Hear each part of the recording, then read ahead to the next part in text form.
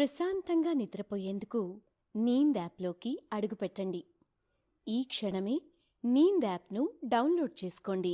ఒత్తిడిని తగ్గించి ప్రశాంతమైన నిద్రలోకి మిమ్మల్ని తీసుకెళ్లే చక్కని కథలు, ధ్యాన పద్ధతులు, ఆహ్లాదకర సంగీతాన్ని మీరు నీంద్ యాప్లో మాత్రమే వినండి. నమస్తే, నేను మీ అనురాధ. ఇప్పుడు రచయిత్రి అమృత పంపిన త్రిపురాసుర సంహారం అనే కథను విందాం. ముందుగా మీ అందరికీ కార్తీక మాసం శుభాకాంక్షలు. పురాణాల ప్రకారం ఆషాఢ శుద్ధ ఏకాదశి రోజున యోగనిద్రలోకి వెళ్ళిన శ్రీ మహావిష్ణువు 4 నెలల యోగనిద్ర తర్వాత కార్తీక శుద్ధ ఏకాదశి రోజున మెల్కొంటాడు.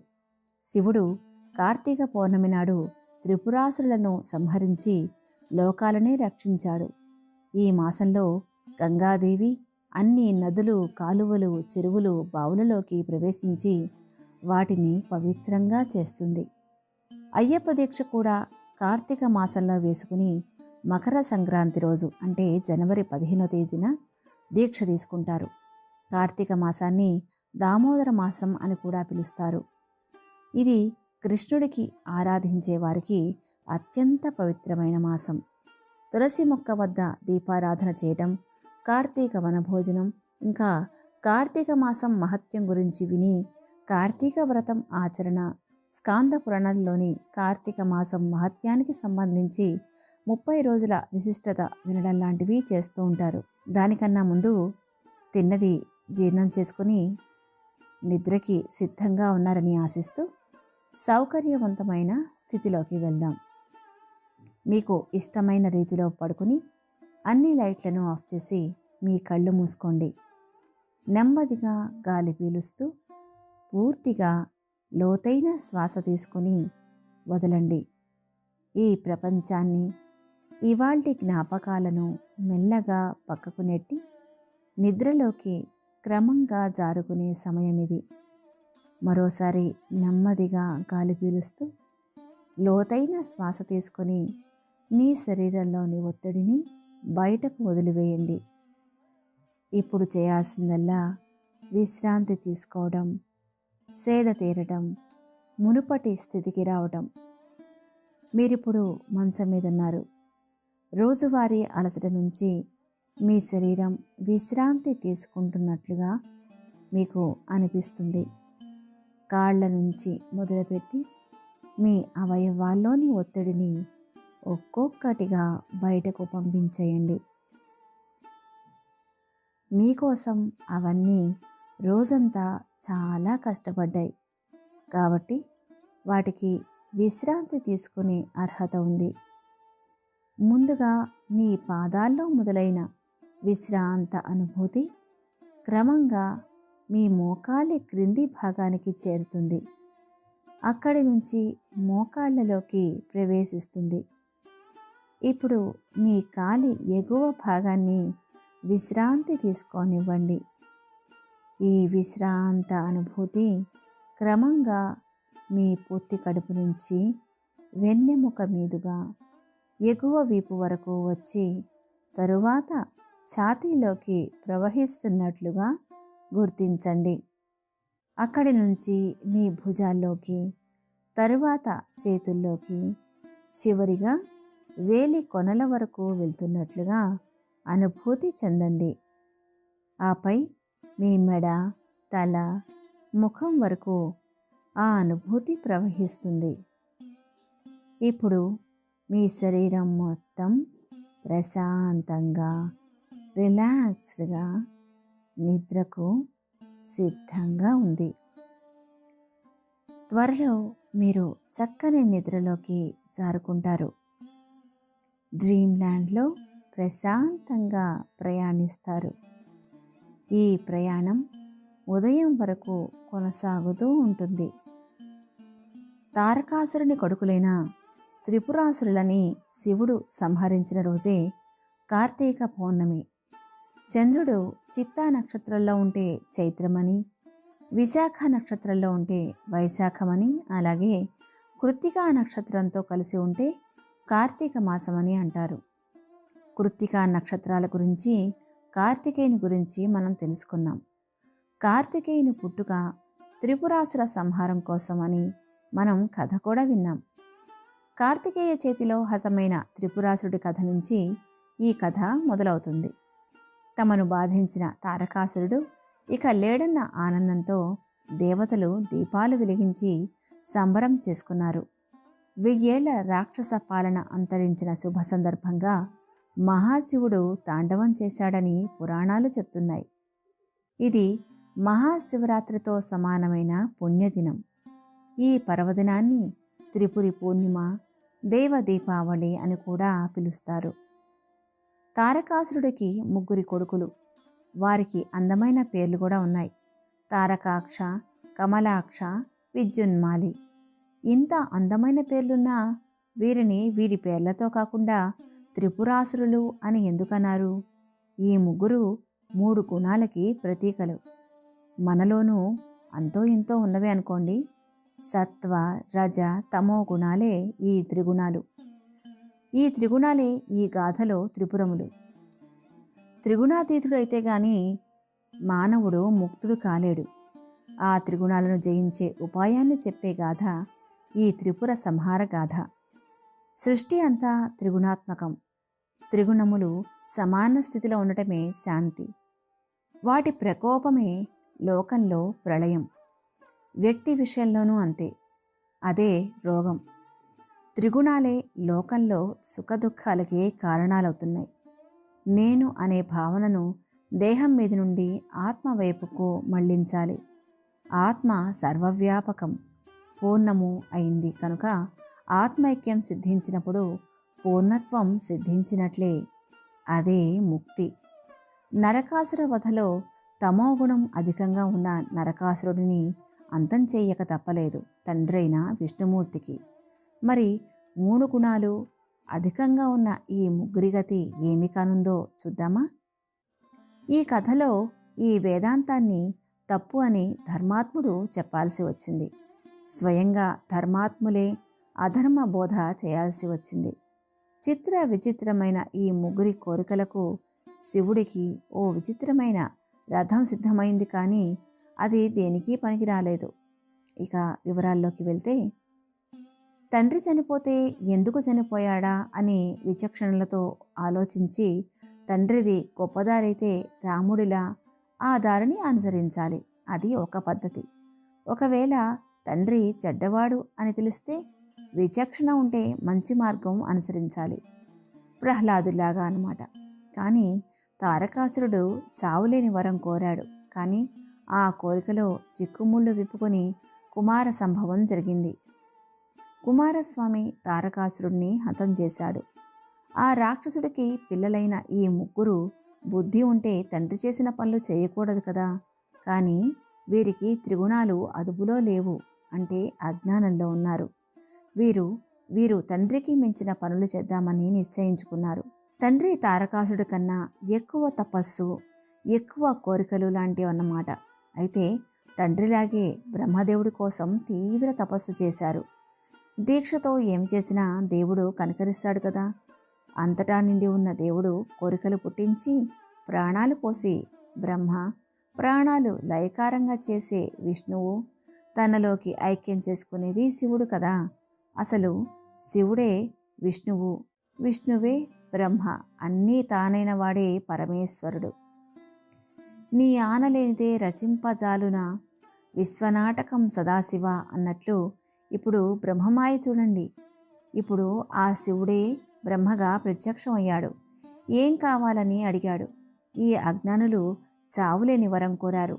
అప్పుడు బ్రహ్మ, చూడండి నాయన్లారా, అలాంటి వరం నేను ఇవ్వలేను. మీ తండ్రి కూడా ఇలాగే అడిగాడు, నేను కాదన్నాను. మెలిక తిప్పి అడిగాడు, కానీ మిగలలేదు.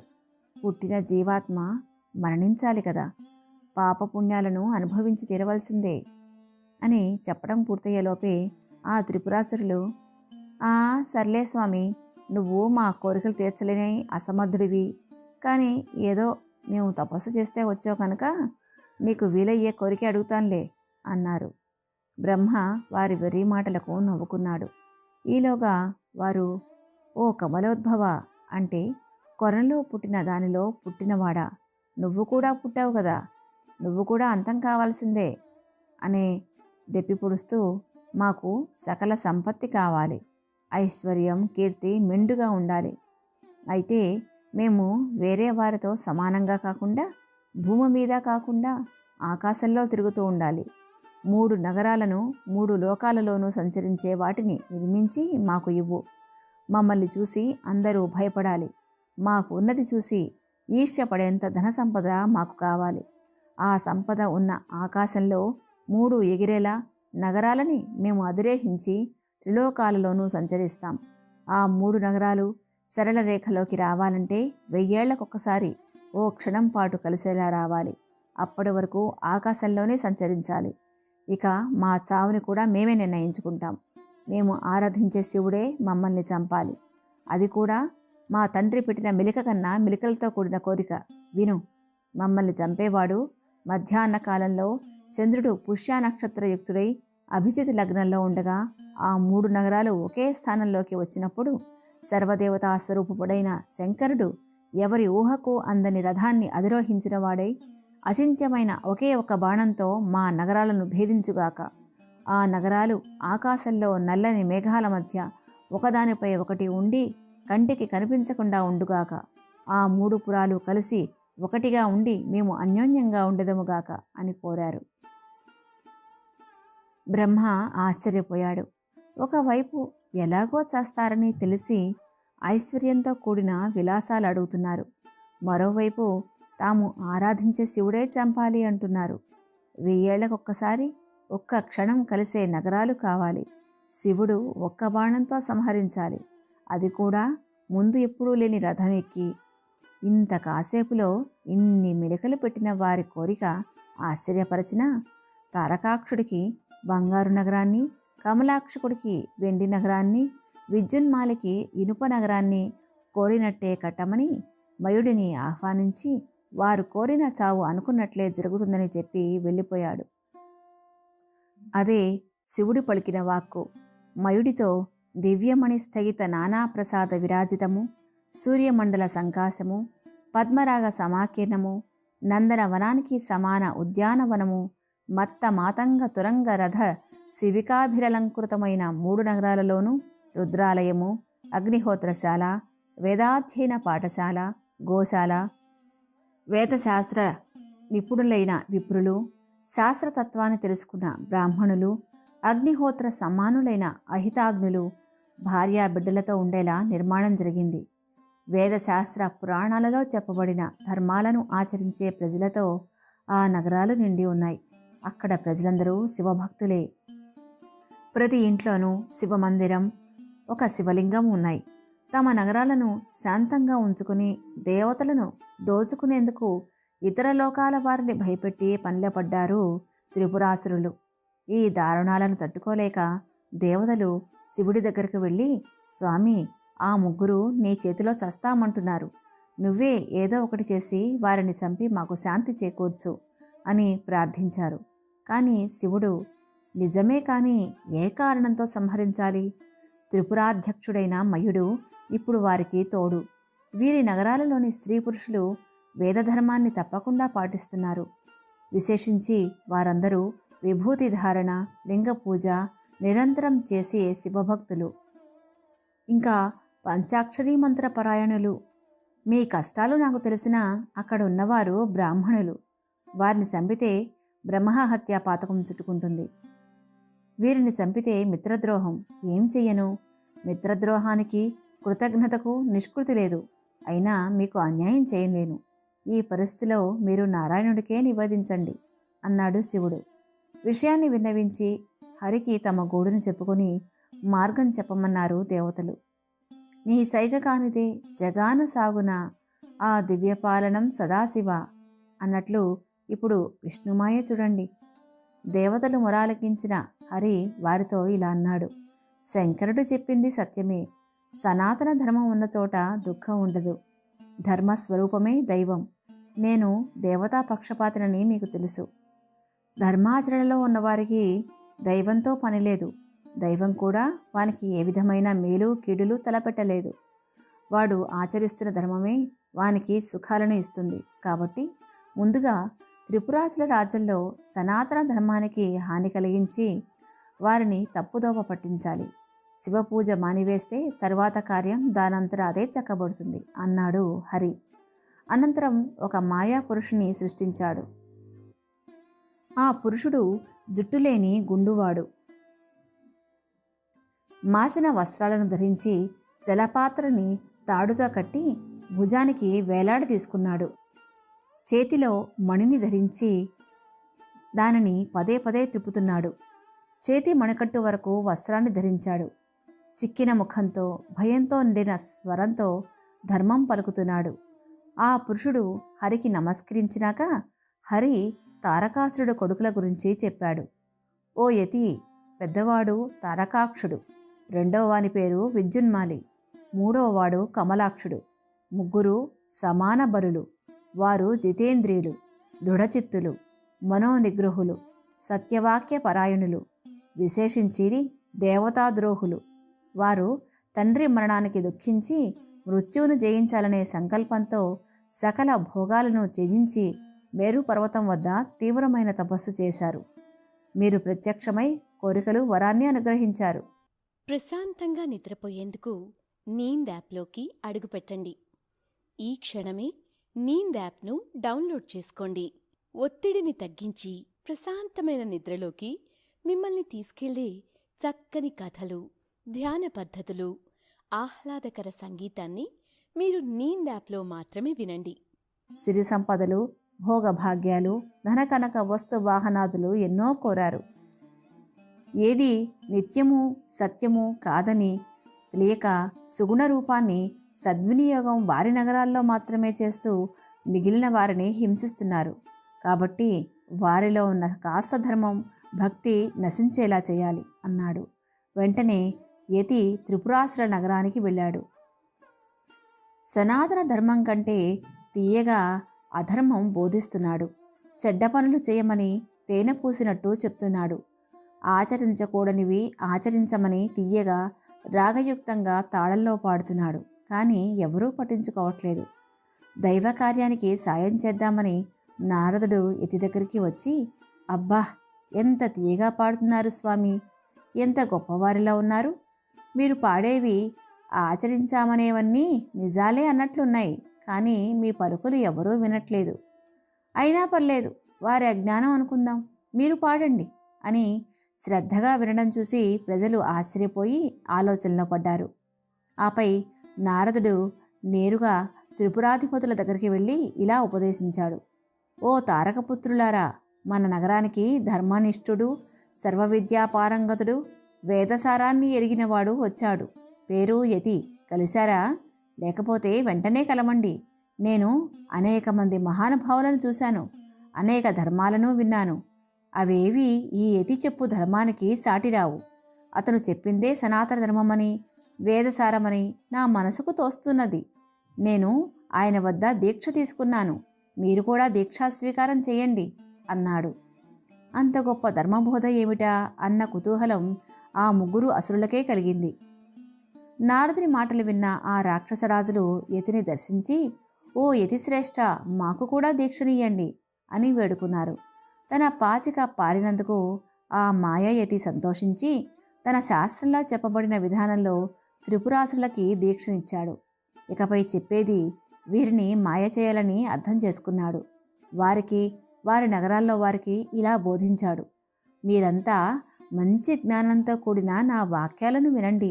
ఈ వాక్యాలు వేదసార సర్వసమానమైనవి, రహస్యమైనవి, ఉత్తమోత్తమైనవి. ఈ సంసారం అనగా సృష్టి ఉన్నదే దోచుకోవడానికే. దేహమే ఆత్మ.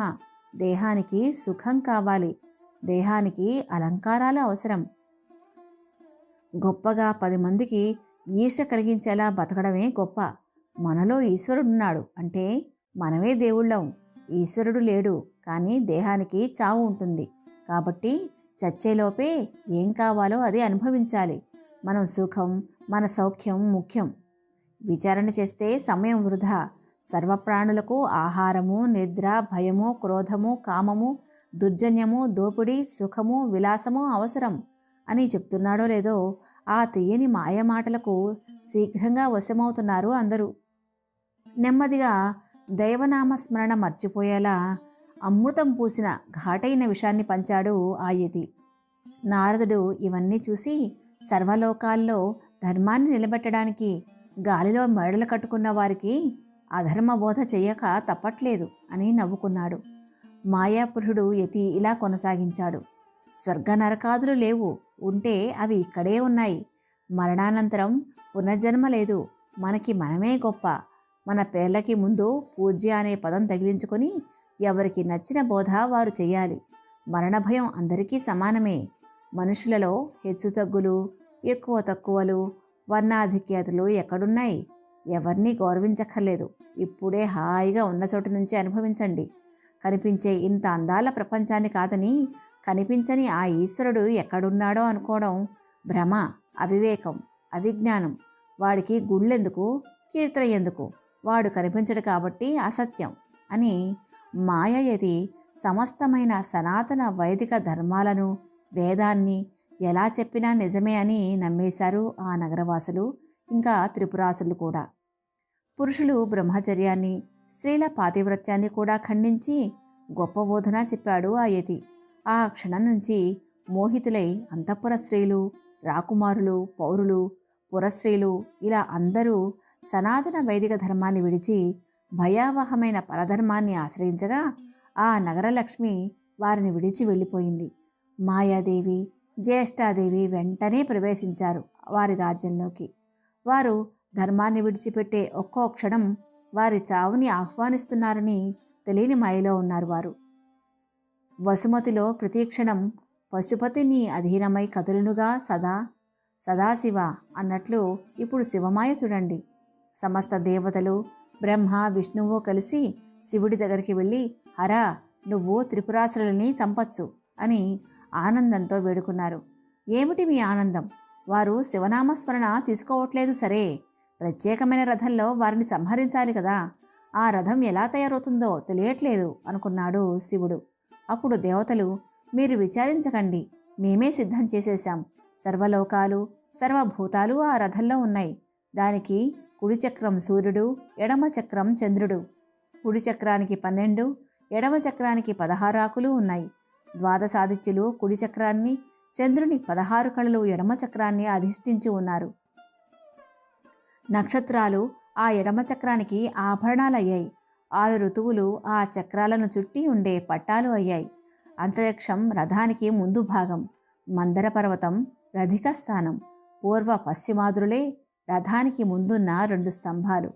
మహామేరువు మూలాధిష్టానం కాగా మేరు శిఖరాలు అధిష్టానంలోని ఇతర భాగాలు. సంవత్సరాలు దాని వేగము అయ్యాయి. ఉత్తరాయణ దక్షిణాయనాలు చక్రాలకి ఇరుసులు. ముహూర్తాలు దాని భూషణ మకుటాలు. స్వర్గమోక్షాలు 2 ధ్వజాలు. ఐరావతం కామధేనువు కాడికొనలు. ప్రకృతి నిలువు స్తంభం. పంచభూతాలు దాని బలం. ఇంద్రియాలు దాని ఆభరణాలు. 6 వేదాంగాలు ఆ రథానికి భూషణాలు. పురాణ, న్యాయ, మీమాంసా, ధర్మశాస్త్రాలు ఉపభూషణాలు. శ్రేష్టమైన మంత్రాలు ఘంటలు. వర్ణాశ్రమ ధర్మాలు పాదాలు. సహస్రపణభూషితుడైన ఆదిశేషువు దాన్ని కట్టుత్రాడు. దిక్కులు, ఉపదిక్కులు కట్టుత్రాళ్ళు. పుష్కరది తీర్థాలు బంగారు పతకాలు. సముద్రాలు ఆ రథాన్ని కప్పే కంబళ్ళు. గంగా, సింధు, గోదావరి నదులు రత్న పాంచాలికలు. సప్తద్వీపాలలోని పర్వతాలన్నీ ఆ రథానికి నలువైపులా ఉండే తాళ్ళు. సృష్టికర్త అయిన బ్రహ్మ సారథి. ప్రణవం అంటే ఓంకారం చేతి కొరడ. అకారం ఛత్రం. హిమవంతుడు శివుని చేతి విల్లు. ఆదిశేషువు అల్లెత్రాడు. వేదమాత అయిన సరస్వతి ఆ ధనస్సుకి గంట. మహాతేజశాలైన నారాయణుడు బాణం. అగ్ని ఆ బాణం వాడికి కొన. 4 వేదాలే ఆ రథానికి 4 గుర్రాలు. వ్యాసాది మహర్షులు వాటికి సంరక్షకులు. అంతరిక్షంలో మెరిసే కాంతిపుంజాలన్నీ గుర్రాలకు ఆభరణాలు. ప్రశాంతంగా నిద్రపోయేందుకు నీంద్ యాప్లోకి అడుగుపెట్టండి. ఈ క్షణమే నీంద్ యాప్ను డౌన్లోడ్ చేసుకోండి. ఒత్తిడిని తగ్గించి ప్రశాంతమైన నిద్రలోకి మిమ్మల్ని తీసుకెళ్లే చక్కని కథలు, ధ్యాన పద్ధతులు, ఆహ్లాదకర సంగీతాన్ని మీరు నీంద్ యాప్లో మాత్రమే వినండి. సర్వమైన విషాలు శివునకు సైన్యం. ఇలా సృష్టిలో ఉన్న సర్వమైన వస్తువులు ఆ రథంలోనే ఉన్నాయి అని జగత్తే రథంగా జగన్నాథుడైన శివునికి నిర్మించి ఇచ్చాడు విశ్వకర్మ. అది జగన్నాథుని రథం. ఇంతటి గొప్ప సృష్టిని చూసి శివుడు ఆనందిస్తారనుకున్నారు అందరూ. కానీ శివుడు, ఓ ముగ్గురు రాక్షసులకు సర్వసృష్టి కదిలి రావాలా? అయినా ఈ రాతలో అన్నీ కలిసి ఉన్నాయి కదా, ప్రకృతి నియమాలు తప్పుతాయి కదా. సూర్యుడున్న చోట చంద్రుడు ఉండడు. వేదాలు బ్రహ్మచేతిలో కాక ఆయన కొట్టే గుర్రాల? ఋతువులన్నీ కలిసి ఎలా ప్రయాణిస్తాయి? విష్ణువుని చేతబట్టి ఆదిశేషుణ్ణి కట్టి విల్లుని విసిరాలా? దీని తర్వాత సృష్టి ఉంటుందా అనే ఆలోచనలో పడ్డాడు. అప్పుడు హరి, స్వామి, మీ ఆలోచన నిజమే. అందుకే 1000 ఏళ్లకొక్కసారి సరళరేఖలో నిలిచే 3 నగరాలని ఒక్క క్షణంలో ఒక్క బాణంతో మీరు అంతం చెయ్యాలి. కాబట్టి మీరు రథం మీద ఆ ఒక్క క్షణం ఉండి ధనస్సుని ఎగ్గుపెట్టి విల్లుని తాకండి చాలు. జరగాల్సిన మేలు అదే జరుగుతుంది అన్నాడు. సకల సృష్టిలో రథారథుణ్ణి చేశారు. ఆయన రథాన్ని అధిరోహించగానే వేద సంభవమైన అశ్వాలు తలలు వంచి నేలకూలాయి. నక్షత్రాలు పాలపుంతలు మెరిసి రథం క్షోభించింది. ఆ భారాన్ని సహించలేక అనంతుడు అవనతుడయ్యాడు. వెంటనే శేషుడు వృషభరూపంలో ఆ రథం క్రిందకు చేరి క్షణంలో దానిని పైకెత్తి నిలబెట్టాడు. కాని ఆయన కూడా మరుక్షణంలో మోకాళ్లపై నేలకూలాడు. అంత పరమేష్టి చేతి కొరడాతో అశ్వాలను అదిలించి శివుని ఆజ్ఞచే రథాన్ని నిలబెట్టాడు. గంగాధరుడు శంఖాన్ని పూరించగా కమలాసనుడు కళ్ళాలను సడలించి సైంధవాలను అదిలించాడు. మహావీరులైన త్రిపురాసురుల నగరాలను లక్ష్యంగా చేసుకుని గురిచూసి కొట్టాడు శంకరుడు. ఇంకేముంది, స్థూల సూక్ష్మ కారణ శరీరాలను, జాగ్రత్ స్వప్న సుషుప్తి అనే 3 అవస్థలను, సృష్టి స్థితి లయాలను నియంత్రించాడు శివుడు. ఆ రాక్షసులు మనలో ఉన్న దుర్గుణాలకు ప్రతీక. మనలో ఈ గుణాలు వచ్చినప్పుడు ఆ గుణాలని హరించడానికి వచ్చేవాడే శివుడు. భక్తుల తాపత్రయాన్ని, కష్టాలను, దుఃఖాలను, పాపాలను హరించి వారికి భక్తి పెరిగిన తర్వాత భక్తి పూర్ణములైన వారి హృదయాలను వశం చేసుకునేదే హరుడు. త్రిపురాసుర సంహారం చేసినవాడు, మన స్థూల సూక్ష్మ కారణ శరీరాలను నశింపచేసేవాడు శివుడు. అనంతుని కంకణంగా చేసుకుని అఖండమైన దయ కలిగి ఇంద్రుడు మొదలైన సకల దేవతలచే పూజలందుకునేవాడు. బాలచంద్రుని జటామకుటంలో ధరించిన శేఖరుడు అన్నిటినీ మించిన గొప్ప వస్తువైనవాడు. యముని కాలదన్నినవాడు, బూడిదచే భూషితమైన శరీరం కలవాడు, మన్మధుని కంటే అందగాడు, ఎల్లప్పుడూ నిజమై ఉండువాడు, నమస్కరించే వారిని ఆదుకునేవాడు, పవిత్రమైన చిదంబరంలో కొలువున్న ఓ నటరాజా, నీకు ప్రణామాలు. ప్రభుం ప్రాణనాథం విభుం విశ్వనాథం జగన్నాథనాథం సదానందభాజాం భవద్దివ్య భూతేశ్వరం భూతనాథం శివం శంకరం శంభుమీశానమీడే. కార్తీక పౌర్ణమి అటు శివుడికి ఇటు విష్ణుమూర్తికి కూడా ప్రియమైన రోజు. ఈ రోజున దీపం వెలిగిస్తే తెలిసి తెలియక చేసే పాపాలన్నీ హరించుకుపోతాయి. కార్తీక పౌర్ణమి రోజున రుద్రాభిషేకం చేయిస్తారు. అంతేకాదు సత్యనారాయణ వ్రతం చేసుకోవడం కూడా చాలా శ్రేష్టం. కార్తీక పౌర్ణమి నాడు తెల్లవారుజామున సముద్రము లేదా నదిలో స్నానం చేయడం శుభప్రదం. నదిలో స్నానం చేసే అవకాశం లేని వారు ఉదయాన్నే లేచి స్నానం ముగించి ఆలయానికి వెళ్ళి దైవదర్శనం చేసుకోవాలి. సూర్యోదయం జరిగే సమయానికి కృతికలు కూడా కనిపించే అవకాశం ఉంటుంది. ఈ కార్తీక మాసంలో రోజంతా ఉపవాసం ఉండి సాయంత్రం 365 ఒత్తులతో కూడిన దీపాన్ని వెలిగిస్తారు. రోజుకు 1 ఒత్తి చొప్పున ఏడాది మొత్తాన్ని సూచిస్తాయి. ఈ ఒత్తులు శివాలయంలో దీపాలు వెలిగిస్తారు. అలా వీలు కాని వారు ఇంట్లోనే దేవుడి ముందు లేదా తులసి కోట ఎదుట ముందు దీపం వెలిగిస్తారు. కార్తీక పౌర్ణమి నాడు శివాలయంలో దీపారాధన చేయడం అంటే ముక్కోటి దేవతలను పూజించటమే. సకల పుణ్య నదుల్లో స్నానం చేసిన ఫలం దక్కుతుంది. దీపారాధనతో ఇహలోకంలో సుఖసౌఖ్యాలు, పరలోకంలో ముక్తి లభిస్తాయి.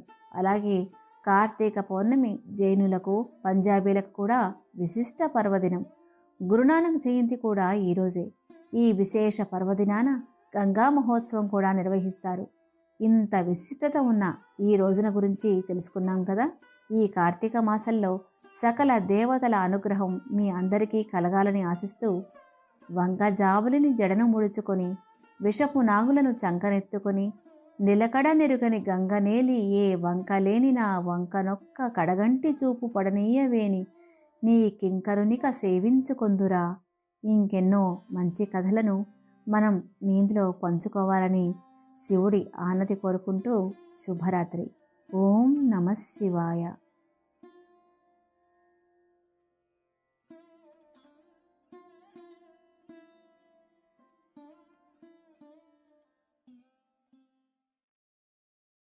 ప్రశాంతంగా నిద్రపోయేందుకు నీంద్ యాప్లోకి అడుగుపెట్టండి. ఈ క్షణమే నీంద్ యాప్ను డౌన్లోడ్ చేసుకోండి. ఒత్తిడిని తగ్గించి ప్రశాంతమైన నిద్రలోకి మిమ్మల్ని తీసుకెళ్లే చక్కని కథలు, ధ్యాన పద్ధతులు, ఆహ్లాదకర సంగీతాన్ని మీరు నీంద్ యాప్లో మాత్రమే వినండి.